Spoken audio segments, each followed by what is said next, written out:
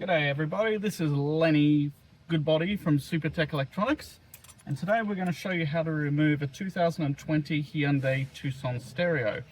The common faults we see on these is the touchscreen starts bubbling around the edges, the touchscreen stops working. Basically, it's all touchscreen faults with these cars. The tools you'll need today is some spudgers, because you will have some very strong clips, and a Phillips head screwdriver.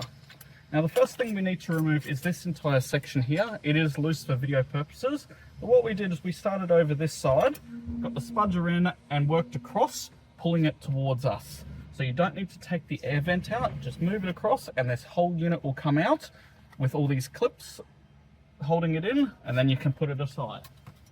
That'll expose 2 Phillips head screws underneath, but there's 2 above as well.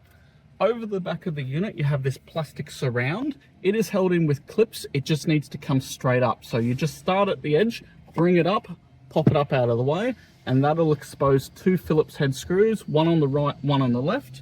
So we just go ahead and get all those screws out now.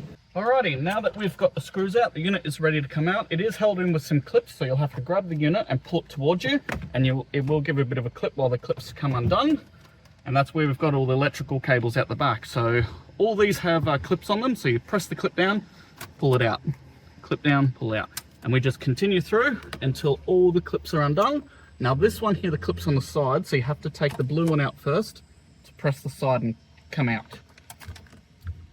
Now you got main power. Now that unit is ready to pack up and send to Supertech Electronics for repair.